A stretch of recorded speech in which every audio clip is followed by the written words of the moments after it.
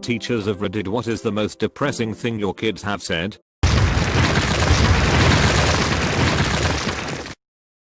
I had a student that frequently lingered in my classroom after school. She often looked ill and was always very weird. One day she opened up to me and said that her mother and her live-in boyfriend shot up heroin every night. I told my principal after she spoke to me, and she informed that CPS was already involved. A few days later the same girl told me that her mom and boyfriend would shoot her up with heroin and tell her that she couldn't tell anyone they were still doing it because she would get in trouble for doing it too. She asked me to keep it a secret, which I obviously couldn't because she was worried she'd get arrested for drug use. She no longer lives at home, thankfully. One of my students, who was always in a good mood, came into the class looking very down. She was not acting her usual self. I had to get onto her several times for being on her phone. Again, very unlike her. She asked if she could speak to me in the hallway. "Kid, I'm sorry for being in such a bad mood today. Can I tell you why?" Me, of course. Kid proceeds to take her cardigan off. She had a tank top on underneath and showed me welts that she had gotten the night before from her mother beating her with an electric cord. She says, "My mother beat me for no reason last night and I don't know what to do." Sadly, it was not the first time I had to report. I teach pretty much exclusively college freshmen, and by that point they all have that fatalistic sense of humor anyway, but it gets real sad when they get to the end of their rope. Nothing specific that I can remember, but a lot of "why did I think I could make it in college? I'm too stupid for this. I should drop out." And they actually mean it. Stuff like that. Monday, however, a student asked to talk to me before class and said, "I know this paper is important and all, and I don't want you to hate me, but I couldn't get my paper done. And I'm used to this sort of thing. I mean, it's just natural." But then he take a deep breath and blurts out, "My dad called me last night and told me he was leaving my mom and moving away, so he's leaving me too, and I just couldn't deal with it. I'm really sorry if you're mad at me. It just hits me hard when they have to deal with more than they should, and on top of that they think I've formed a personal opinion of them and that I'm going to think badly of them based on something like this." I ran holiday science workshops filled with brainy kids, as you'd expect. There was an 11-year-old girl who was brilliant at everything. The content was clearly beneath her. Very quiet, respectful, well liked by the other kids. Her parents were moving soon because she received scholarships to a prestigious school. Whenever her dad came to pick her up, he was obviously proud, telling me about all her achievements, how she was in advanced classes, just won all these sports awards too, etc. Showed videos and photos of her winning all these soccer games. They enrolled her younger brother in similar sessions. He gave it a go in the first few but really struggled, always the last to finish, and felt his work didn't look as good as the others. Looked embarrassed to ask for help. He screamed at his sister when she tried to fix his circuit. Eventually he just began acting out, putting off the work, challenging me to get a laugh out of the other kids, messing around. After a disastrous month he stopped trying altogether.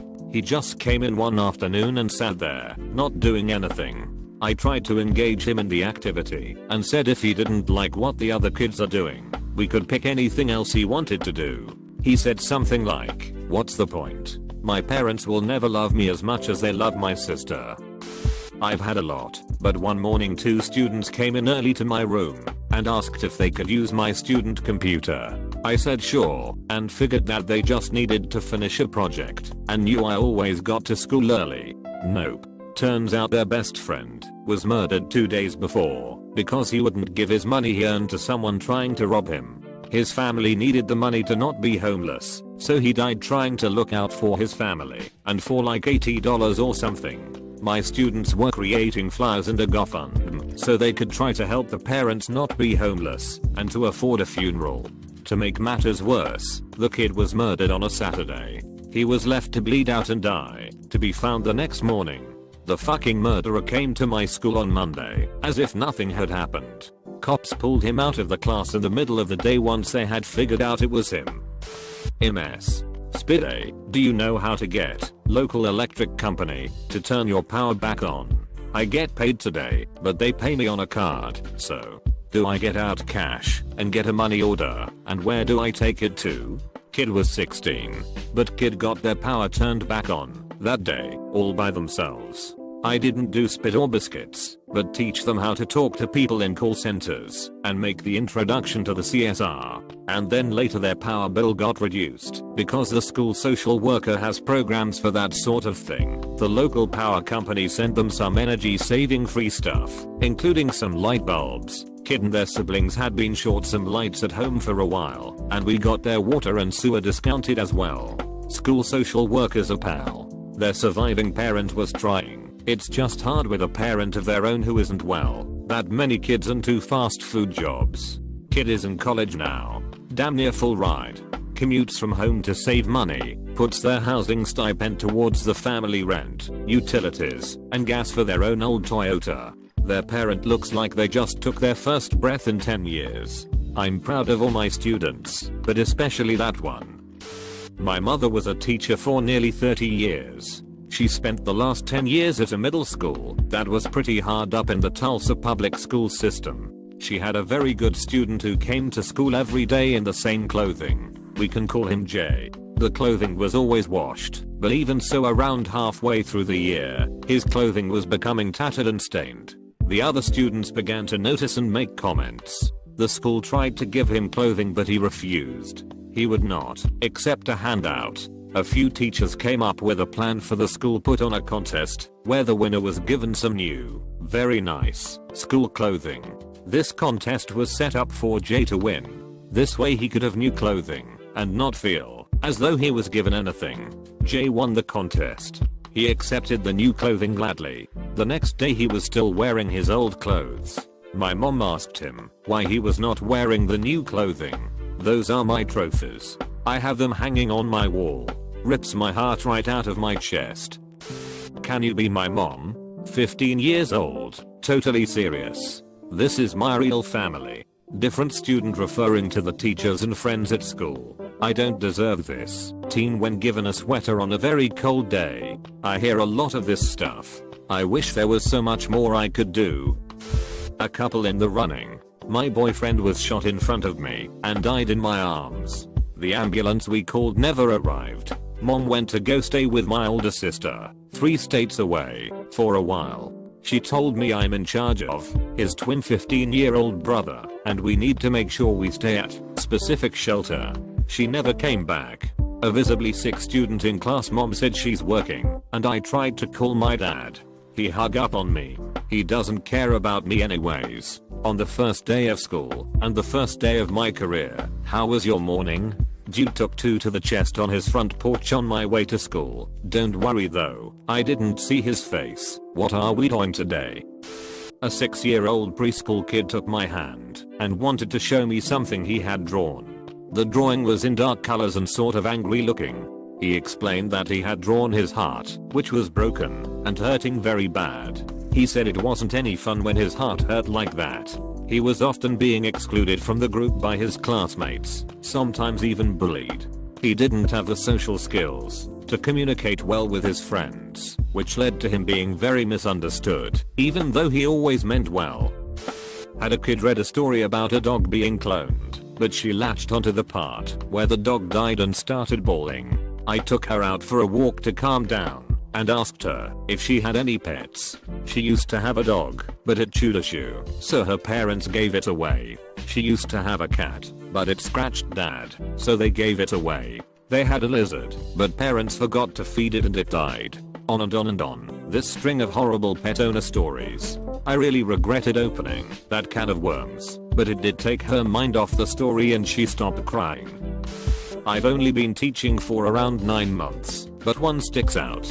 I do a lot of one-to-one work with a reception age child, 4 to 5, who has quite severe ADD and needs constant supervision. I get to take him outside and do gross motor work with him, and I've really took a shine to him.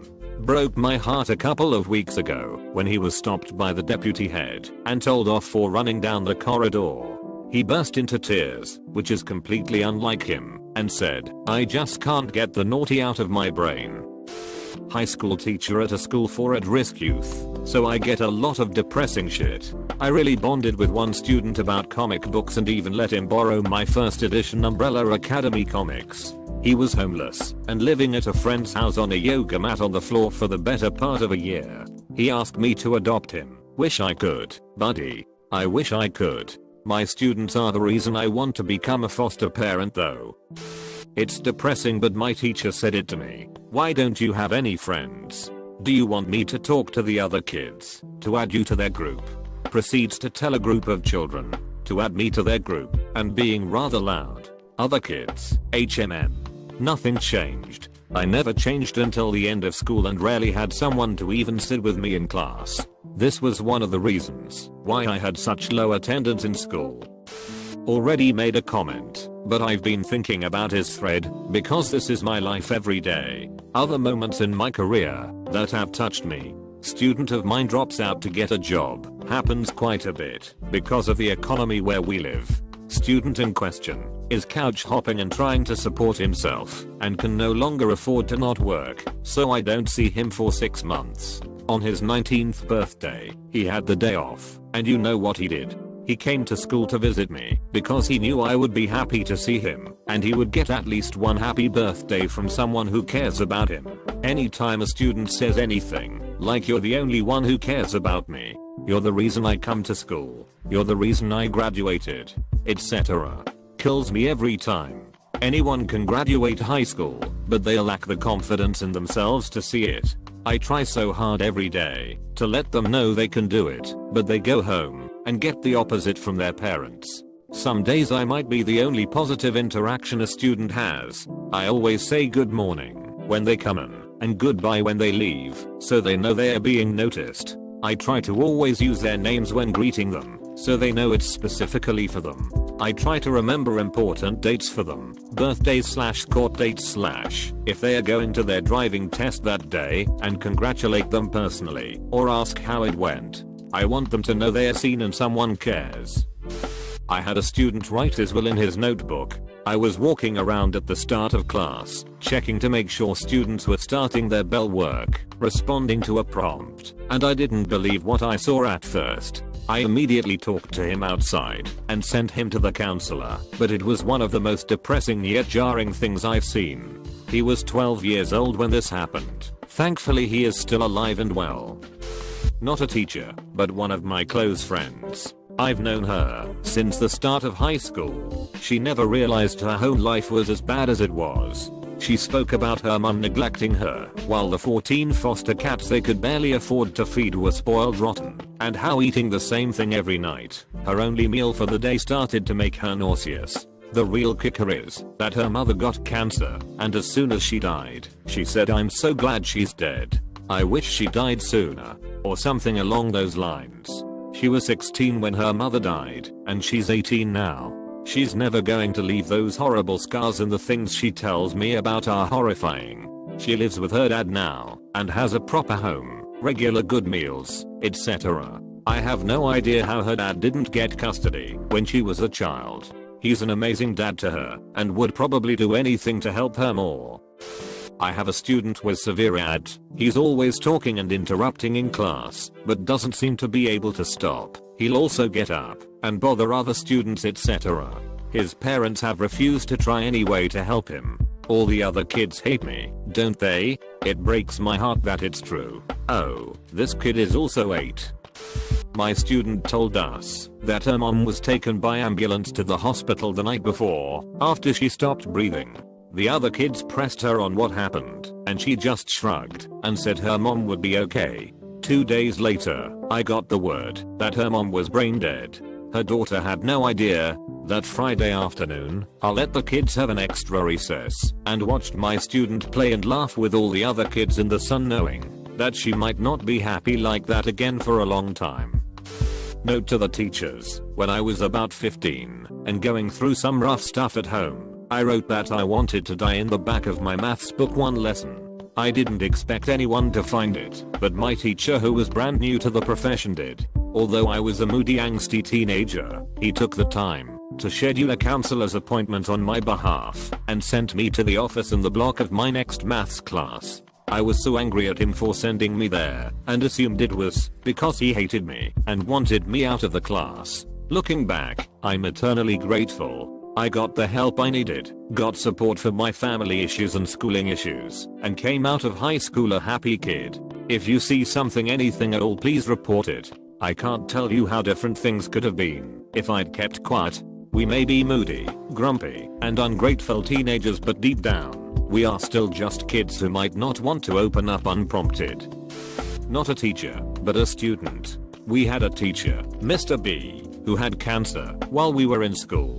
He took a break from teaching, and a few months later a kid in my class, who had a history of just pure violent outbursts, said to a maths teacher, Mrs. S, that she wished Mrs. S had cancer, not Mr. B. Mrs. S broke down into tears, obviously. Have to admit I had no idea what to say, and the kid got the royal shit beat out of him by other students for it. I can think of so many. However, the worst was a student who didn't plan to be around for the holidays. He had decided to end his life when school broke up, which at the time was the end of the week. He started making goodbye type comments, and when I realized what may be happening, I spoke with him. Not a new experience for me. He told me what he had planned, and that I didn't need to worry, no one would miss him. I already knew a lot about his life, and this was the point in my life that I knew I was sitting with the loneliest person on the planet. Long story short, he is still well and good to this day, and still in contact with me after a number of years. I taught students with intellectual disabilities. Some people use the term mentally challenged. I can't remember what we were doing, but I had a student who had a hard time stringing complete sentences together look at me and say, I don't want to be retarded. I want a smart brain like you. It was heartbreaking. Most of them knew they had disabilities and understand just enough to feel inferior. I was speechless, but if it happened again, I'd remind this child of his remarkable gift of humor and bringing joy to others.